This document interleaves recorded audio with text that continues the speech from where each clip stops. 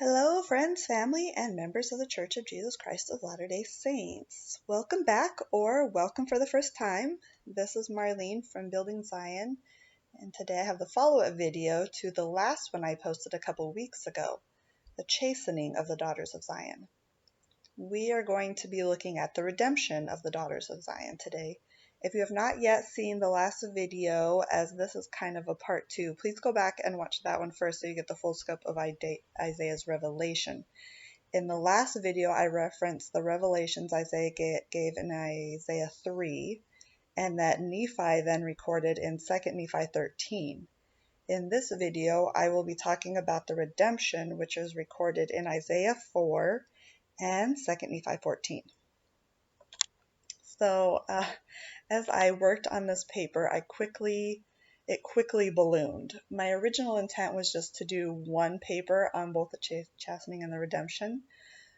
When I saw that it was needed to divide it into two, I began putting this paper together, and this one grew into something that I soon saw also needed to be divided into two papers again. So we're going to go through this today, and then very soon I will post the next video, the 5 wise virgins. Before we start actually going through this chapter, I want to make some comments about the structure of the study that I am sharing with you. Anything that's in blue are supporting scriptures or conference quotes. Anything in pink comes from the Book of Mormon Institute Student Manual. Anything in purple comes from the Old Testament Institute Student Manual, and anything in yellow are my own words. In the last video, other than some comments I made about my understanding of the material, everything, all the scriptures, references, came directly from Isaiah 3 and 2 Nephi 13 footnotes, and from the Old Testament and New Testament, Old Testament and Book of Mormon Institute Student Manuals. This was a study that any of us could have done and wrote up, with the exception of my comments, of course. I'm going through Isaiah 4 and 2 Nephi 14 in the same manner. I will then afterward include some additional quotations from other conference talks and church leaders, and we'll strive to answer the question, is it possible for us to avoid the chastening? So we learned in the chastening of the daughters of Zion that the event spoken of happened in the day of the Lord, or rather before the great and dreadful day. This is Christ's fourth coming. So of his second coming, this is the fourth coming, if that makes sense. When he will come in his glory to the entire earth and destroy the wicked with fire. We also learned that these daughters of Zion who are being chastened are the 5 unwise virgins. I do want to also go ahead and mention here as well a message I received from someone about the parable of the wicked husbandmen that I talked about in the last video.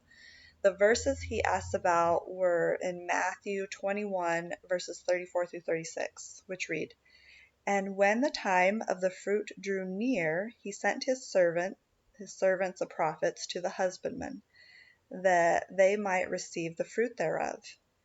And the husbandman took his servants, and beat one, and killed another, and stoned another. Again he sent other servants more than the first, and they did unto them likewise." In my comments about these verses and other verses pertaining to the wickedness of the daughters of Zion, I correlated them to events currently happening. I said that today, every time we criticize their words and call them fallen prophets and pick and choose which of their words to accept, we are stoning the prophets. Every time we sit in forums or on YouTube, etc., and pick apart the words of the brethren and get all tangled up in policy and totally miss the doctrine, forgetting that whether by mine own voice or by the voice of my servants, it is the same, D&C 138. Also, in Isaiah 13:6, which reads, this was from the study last time, it says, "When a man shall take hold of his brother of the house of his father, and shall say, Thou hast clothing, be thou our ruler, and let not this ruin come under thy hand." I commented that this is not to my knowledge happening yet, and that things will have to get a whole lot worse before we get to this point. The question I received was about us stoning the prophets.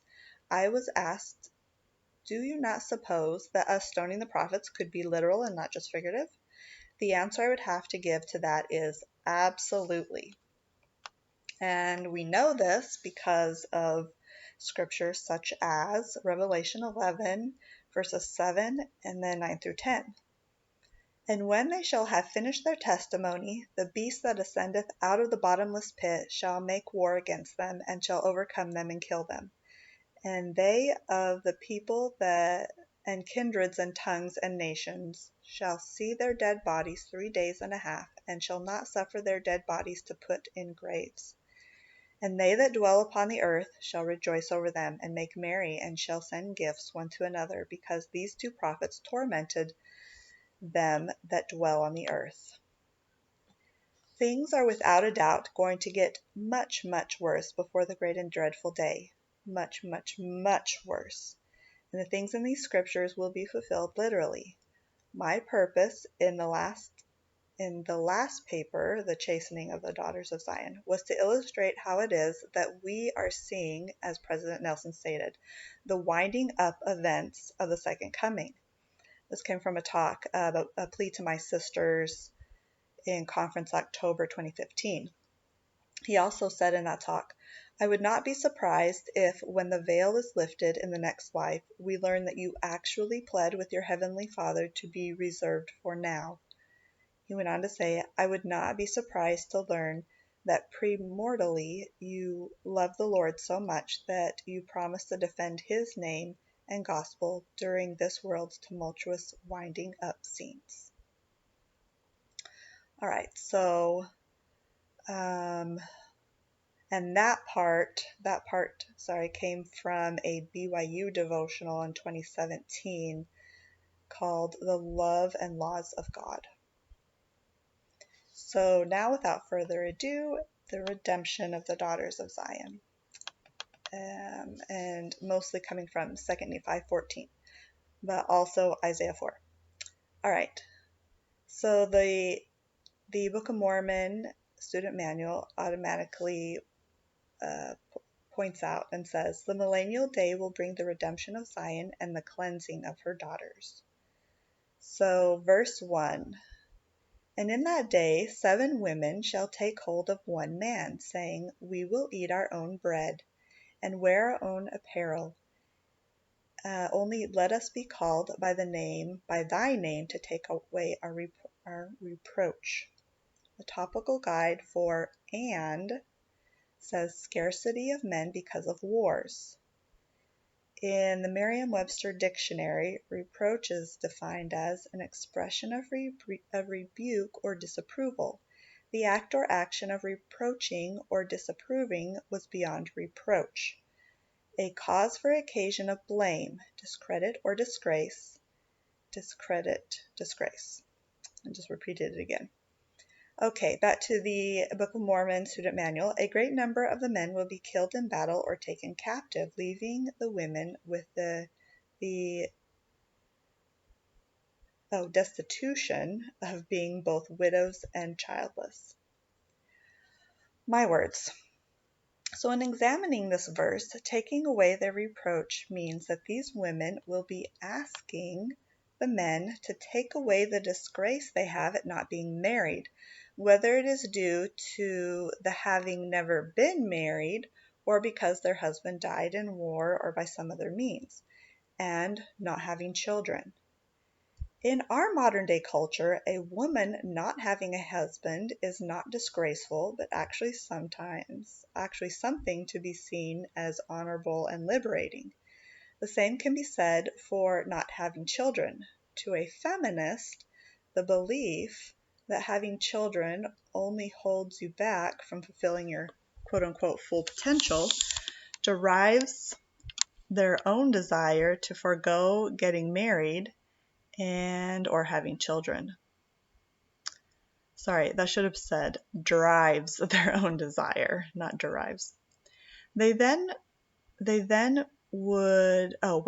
would this be so disgraceful to the women who had just lived through the chastening? One might think it is because now she is alone and has no one to care for her, but as we read, these women say, We will eat our own bread and wear our own apparel. Their care and sustenance is not then the problem. These women have just been chastened. They have been humbled.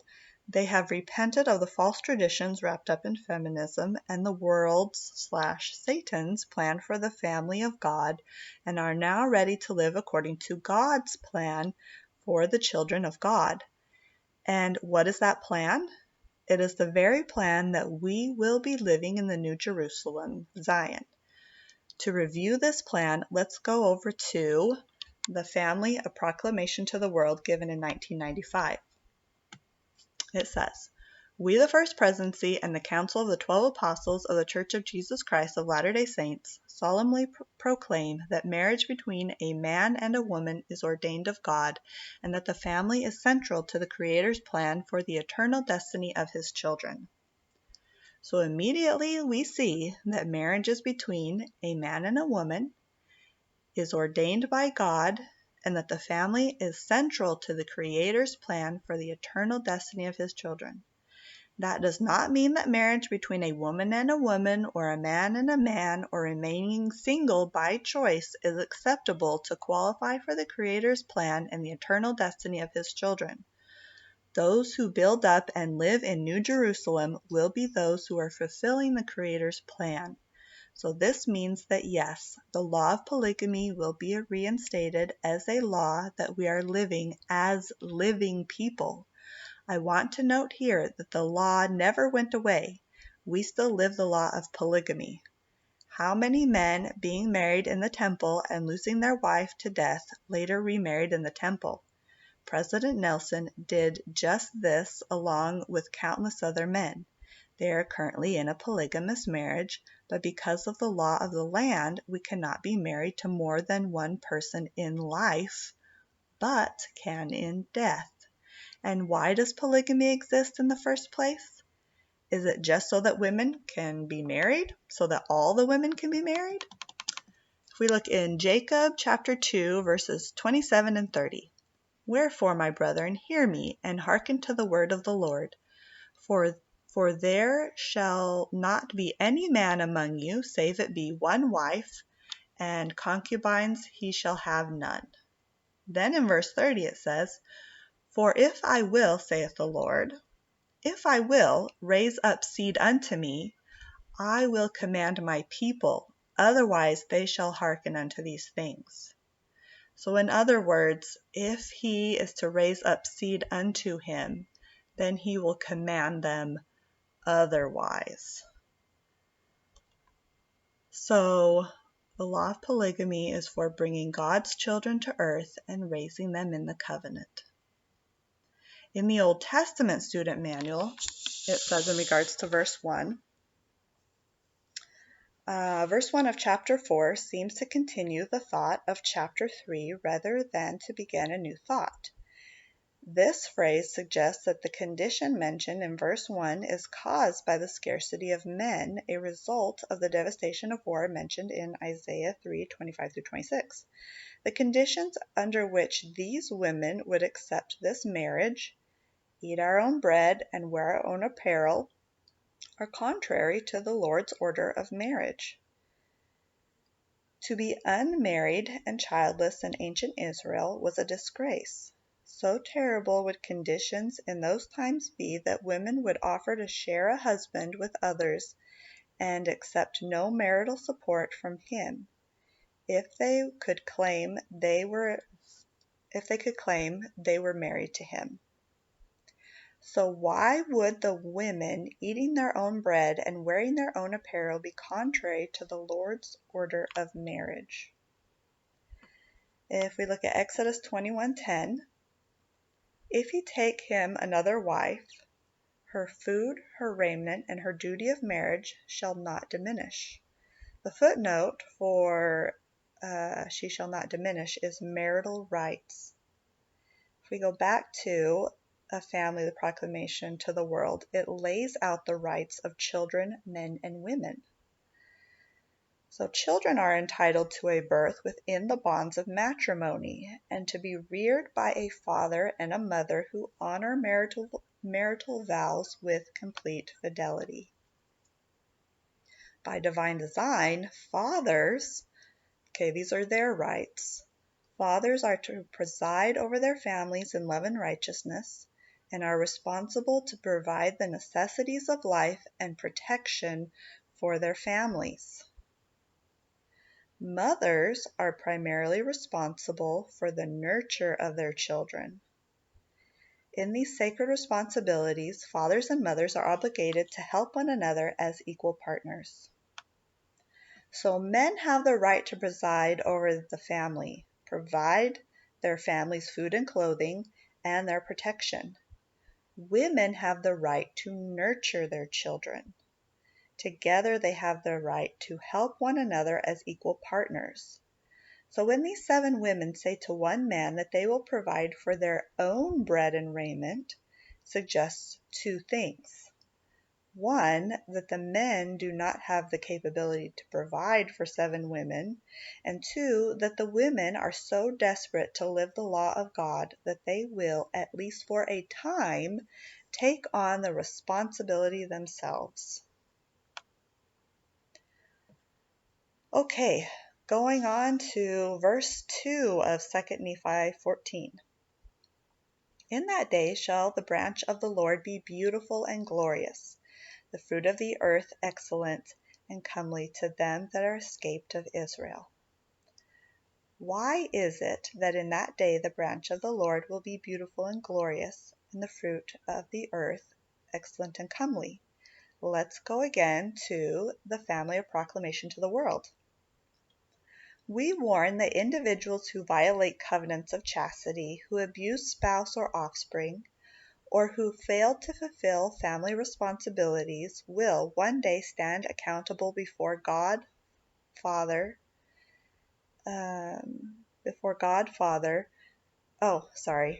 Sometimes I just cannot read.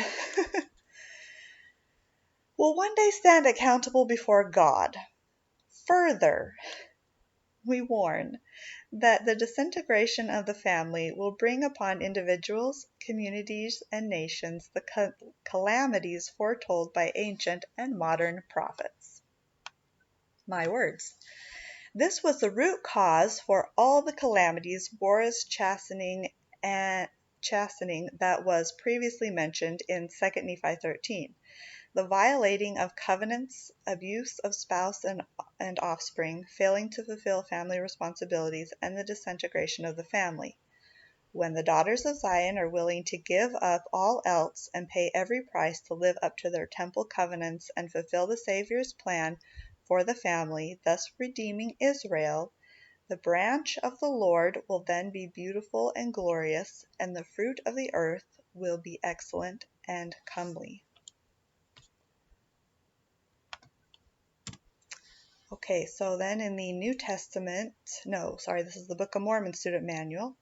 In Hebrew, the term branch often symbolized Messiah. It can also refer to righteous groups of the house of Israel who have been cleansed and redeemed. The footnote for branch takes us to Jeremiah 23, 5-6. Behold, the days come, saith the Lord, that I will raise unto David a righteous branch, and a king shall reign and prosper, and shall execute judgment and justice in the earth. In his days Judah shall be saved, and Israel shall dwell safely, and this is the name whereby he shall be called the Lord our righteousness. The footnote also takes us to some other scriptures here. 2 Nephi 3:5. Wherefore Joseph truly saw our day, and he obtained a promise of the Lord, that out of the fruit of the loins of the Lord would raise up a righteous branch unto the house of Israel, not the Messiah, but a branch which was to be broken off, nevertheless to be remembered in the covenants of the Lord, that the Messiah should be made manifest unto them in the latter days, in the spirit of power, unto the bringing them out of darkness unto light, yea, out of hidden darkness, and out of captivity unto freedom. Jacob 2:25. Wherefore thus saith the Lord, I have led this people forth out of the land of Jerusalem by the power of mine arm, that I might raise up unto me a righteous branch from the fruit of the loins of Joseph. Isaiah 61:3. to appoint unto them that mourn in Zion, to give unto them beauty for ashes, the oil of joy for mourning, the garment of praise for the spirit of heaviness, that they might be called trees of righteousness, the planting of the Lord, that he might be glorified. The footnote for fruit takes us to, i.e., the earth will be renewed and will be productive, prosperous, and beautiful. In the Book of Mormon Student Manual, escaped of Israel refers to members of the house of Israel who through personal righteousness escaped the judgments that came upon the wicked.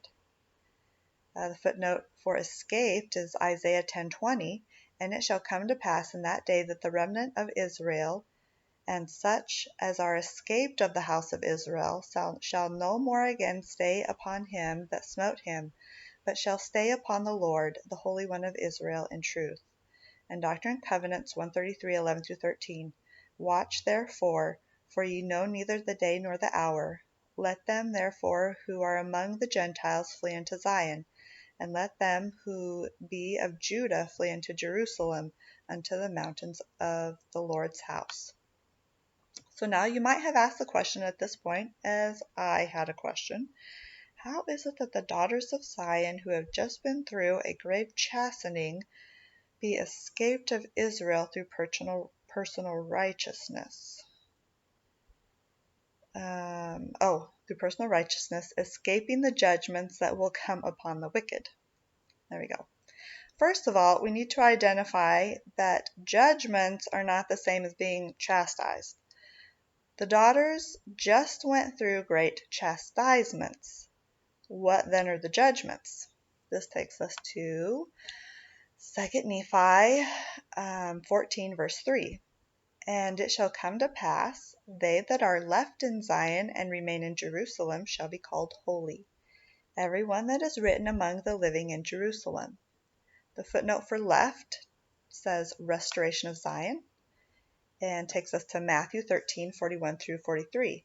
The Son of Man shall send forth his angels, and they shall gather out of his kingdom all things that offend, and them which do iniquity, and shall cast them into a furnace of fire. There shall be wailing and gnashing of teeth. Then shall the righteous shine forth as the sun in the kingdom of their Father. Who hath ears to hear, let him hear. The footnote for written among the living says those saved by approval of the Messiah, topical guide record keeping. My words. Makes my blood curdle just a little. What are the judgments? Chastisements are going to be horrifically difficult, but all those who refused to be chastised will be gathered out and be cast into the furnace of fire. By this time the daughters of Zion have been redeemed and have become righteous, and will shine forth as the sun in the kingdom of their Father. Going on to 2 Nephi 14, verse 4. When the Lord shall have washed away the filth of the daughters of Zion, and shall have purged the blood of Jerusalem from the midst thereof by the spirit of judgment and by the spirit of burning. The footnote for when says, when the Lord has cleansed the earth, he will set up his dwelling and his protective presence there. My words, here Isaiah describes how it is that the wicked will be destroyed and the righteous be purified, the spirit of judgment and the spirit of burning. So the footnote for washed and burning takes us to topical guide, end of the world, and also Malachi 3:2. But who may abide the day of his coming, and who shall stand when it appeareth? For he is like a refiner's fire, and like fuller's soap, he referring to Christ. And then also Malachi 4:1. For behold, the day cometh that shall burn as an oven, and all the proud, yea, and all that do wickedly shall be stubble. And the day that cometh shall burn them up, saith the Lord of hosts, that it shall leave them neither root nor branch. Footnote for purge takes us to topical guide, millennium, preparing a people. The Old Testament Student Manual says this passage describes the purification of Zion in preparation for the establishment of God's kingdom in the last days. Through chastisement and various judgments, Israel will finally be purged of wickedness and turn back to God. My words, when Christ comes in his glory, which is the glory of the sun, it will burn away all that cannot withstand his glory. D&C 8822. For he who is not able to abide the law of a celestial kingdom cannot abide a celestial glory. Okay, back to 2 Nephi 14, verse 5. And the Lord will create upon every dwelling place a Mount Zion, and upon her assemblies a cloud, and a smoke by day, and the shining of a flaming fire by night. For upon all the glory of Zion shall be a defense. The footnote for cloud takes us to Topical Guide Divine Protection, which takes us to Isaiah 60, 1-3, and 19-21. Arise, shine, for thy light is come, and the glory of the Lord is risen upon thee. For behold, the darkness shall cover the earth, and gross darkness the people. But the Lord shall arise upon thee, and his glory shall be seen upon thee. And the Gentiles shall come to thy light, and kings to the brightness of thy rising. The sun shall be no more thy light by day, neither for brightness shall the moon give light unto thee.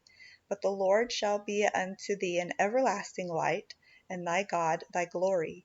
The sun shall no more go down, neither shall thy moon withdraw itself, for the Lord shall be thine everlasting light, and the days of thy mourning shall be ended. Thy people also shall be all righteous. They shall inherit the land forever, the branch of my planting, the work of my hands, that I may be glorified.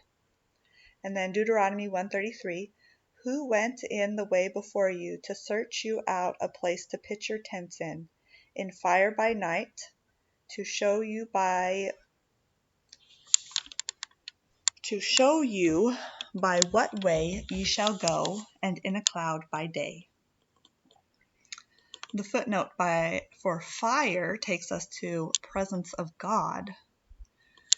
And then going on to 2 Nephi 14, verse 6. And there shall be a tabernacle for a shadow in the daytime from the heat, and for a place of refuge, and a covert from storm and from rain. The footnote for refuge takes us to Doctrine and Covenants 45, verses 66-72. And it shall be called the New Jerusalem, a land of peace, a city of refuge, a place of safety for the saints of the Most High God. And the glory of the Lord shall be there, and the terror of the Lord also shall be there, insomuch that the wicked will not come unto it, and it shall be called Zion. And it shall come to pass among the wicked that every man that will not take his sword against his neighbor must needs flee unto Zion for safety. And there shall be gathered unto it out of every nation under heaven, and it shall be the only people that shall not be at war one with another. And it shall be said among the wicked, let us not go up to battle against Zion, for the inhabitants of Zion are terrible. Therefore we cannot stand. And it shall come to pass that the righteousness shall be gathered out from among all nations, and shall come to Zion, singing with songs of everlasting joy. And now I say unto you, keep these things from going abroad into the world, until it is expedient in me, that ye may accomplish this work in the eyes of the people, and in the eyes of your enemies, that they may not know your works until ye have accomplished the things which I have commanded you. And then Isaiah 25:4, for thou hast been a strength to the poor, a strength to the needy in his distress, a refuge from the storm, a shadow from the heat, when the blast of the terrible ones is as a storm against the wall. All right, and then the Old Testament Student Manual says, in Doctrine and Covenants 45, 66-72, the sacred and protected status of Zion for the gathered Israel in the latter days is described. Doctrine and Covenants 105, 31-32 speaks of how the glory of Zion shall be her defense. Isaiah compared the protecting divine influence with that experienced by Moses. Elder Orson Pratt suggested that the fulfillment of Isaiah's prophecies would be literal. He said, quote, the time is to come when God will meet with all the congregation of the saints, and to show his approval, and that he does love them. He will work a miracle by covering them with a cloud of his glory. I do not mean something that is invisible, but I mean the same order of things which once existed on the earth, so far as the tabernacle of Moses was concerned, which was carried in the midst of the children of Israel as they journeyed in the wilderness. But in the latter days there will be people so pure in Mount Zion, with a house established upon the tops of the mountains, that God will manifest himself not only in their temple and upon all their assemblies, which with a visible cloud during the day, but when the night shall come, if they shall be assembled for worship, God will meet with them by his pillar of fire, and when they retire to their habitations, behold, each habitation will be lighted up by the glory of God, a pillar of flaming fire by night. Did you ever hear of any city that was thus favored and blessed since the day that Isaiah delivered this prophecy? No, it is a latter-day work, one that God must consummate in the latter-day times, when he begins to reveal himself and show forth his power among the nations. And that came out of the Journal of Discourses. So my words. I will now endeavor to answer the question, is it possible for us to escape the chastening? And why or why not? To answer this question, let's look at culture for a minute. In the April 2006 General Conference, Elder David R. Stone of the Quorum of the 70 gave a talk titled Zion in the Midst of Babylon. He said, during the days of ancient Israel, the people of the Lord were an island of the one true God, surrounded by an ocean of idolatry. The waves of that ocean crashed incessantly upon the shores of Israel. Despite the commandment to make no graven image and bow down before him, Israel seemingly could not help himself. Influenced by the culture of the place and time, over and over again, despite the prohibition of the Lord, despite what a prophet and priest had said, Israel went seeking after strange gods and bowed down before them. How could Israel have forgotten the Lord, who brought them out of Egypt? They were constantly pressured by what was popular in the ambience in which they lived. What an insidious thing is this culture amidst which we live. It permeates our environment, and we think we are being reasonable and logical when all too often we have been molded by the ethos, what the Germans called Zeitgeist, or the culture of our place and time. Our culture tends to determine what foods we like, how we dress, what constitutes polite behavior, what sports we should follow, what our taste in music should be, the importance of education, and our attitudes towards honesty.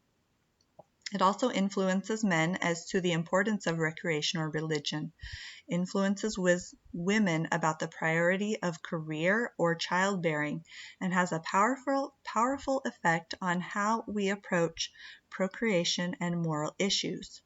All too often, we are like puppets on a string as our culture determines what is cool.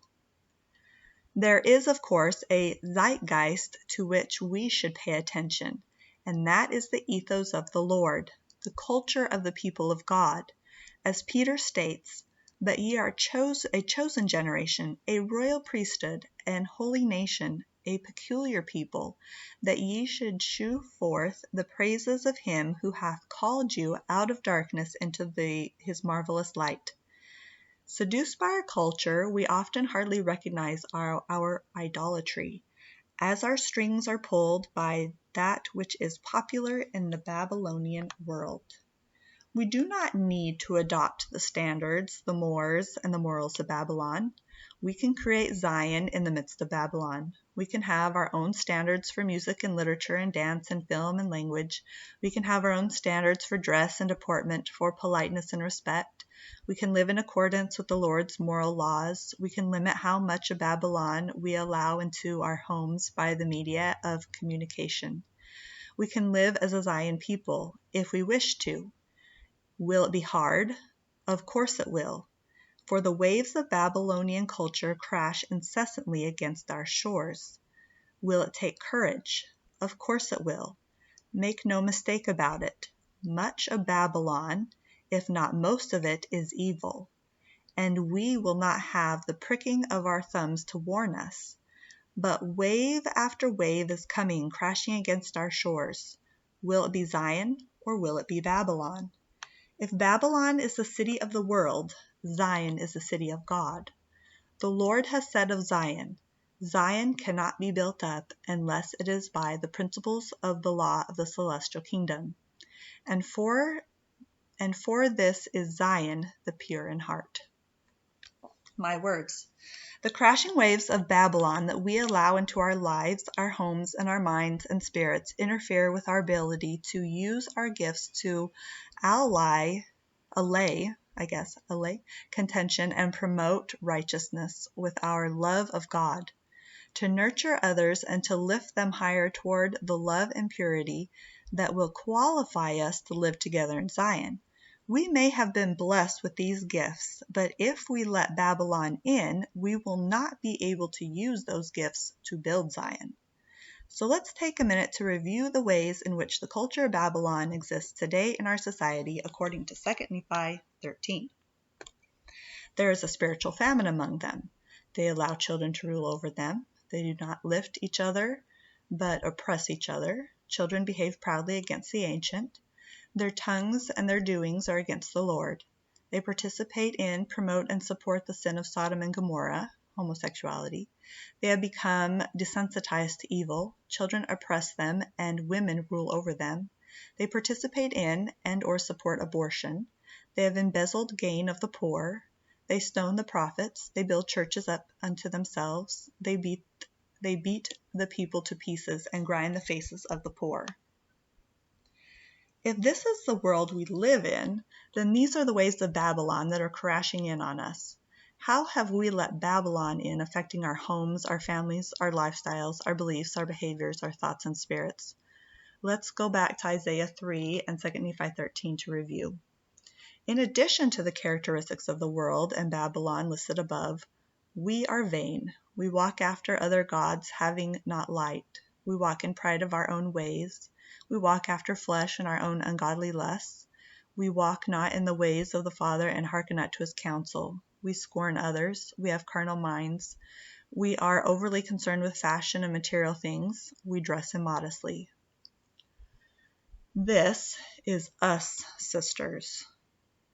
I think most of us listening will look at this list of Babylonian characteristics and initially want to think, this is not me. I am not like those horrid people and daughters described in 2 Nephi 13. I honestly believe that the majority of people listening to this video are perhaps less like these characteristics than many of the other people in the world today. But if we all take a hard look in the mirror, myself included, we all engender some of these characteristics. Maybe we are not charitable as we should be. Maybe we find ourselves shopping and browsing Etsy and Pinterest too often. Maybe we are overly concerned about the appearance of our homes. Maybe we haven't given our families the time and attention they deserve. Maybe we find ourselves lusting after a new home, an amazing vacation, new clothes, new cars, a boat, etc. Maybe we haven't magnified correctly our calling or been a faithful ministering sister. Maybe we haven't given the time we should to temple and family history work or to missionary work. Maybe we have forgotten about the poor, elderly, and those in need. Maybe we haven't taken the time to hear him or let God prevail. Now, all of this could include the men as well. They are guilty of most of the same sins. And as I said in the last video, where one spouse is, the other is usually not far behind. I recognize that this is not always the case, but it is most of the time. We are not talking about the men in this video, though, as the men will have their own trials and responsibilities in redeeming Zion. This is about our responsibility, sisters, in redeeming Zion. Here is where we sisters need to wake up to the awfulness of our situation. Babylon is all around us. It has made its way into our entertainment, our music, our books, our government, our way of dressing, our schools, our workplaces, our grocery stores, our way of thinking and way of talking. I bet any one of you that you can't look around your homes and not identify at least one element of Babylon. It is so deeply ingrained that I think in most cases seeing the line between the culture of Babylon and the culture of God is blurred and is in some cases impossible to distinguish. So let's go ahead at this point in the video and take time to answer the question, will we be able to escape the chastening? So the answer to this is yes and no. Yes, because at the day of the Lord's coming to his people in New Jerusalem, if you have been found with your oil, then yes, you will escape the chastening. No, however, because to some extent or another, we all still live in Babylon, and/or we still have elements of Babylon culture in us. Those who are the 5 wise virgins will not have to go through the chastening, but will, in order to be ready to meet the bridegroom when he comes, need to go through being chastened to some extent or another. Hebrews 12:6-11. For whom the Lord loveth he chasteneth, and scourgeth every son whom he receiveth. If ye endure chastening, God dealeth with you as with sons. For what son is he whom the Father chasteneth not? But if ye be without chastisement, wherefore all are partakers, then are ye bastards and not sons? Furthermore, we have had fathers of our flesh, which corrected us, and we have gave them reverence. Shall we not much rather be in subjection unto the Father of spirits, and live? For they verily for a few days chasten us after our own pleasure, but he for our profit, that we might be partakers of his holiness. Now no chastening for the present seemeth to be joyous, but grievous. Nevertheless afterward it yieldeth a peaceable fruit of righteousness unto them which are exercised thereby. My words. The extent to which each of us will need to be chastened will depend on our own willingness to be humble, to repent, to follow Christ, and to let God prevail. Brothers and sisters, I beg of you to allow yourselves to go through this time of humbling and chastening now. Follow Christ and let God prevail now. This is the time of decision. Getting caught without our oil will put us on the fast track for the chastisement of the daughters of Zion, and will keep us out of that beautiful city of Zion until we have been found fully ready to enter. Let us be prepared. And I say these things in the name of Jesus Christ. Amen.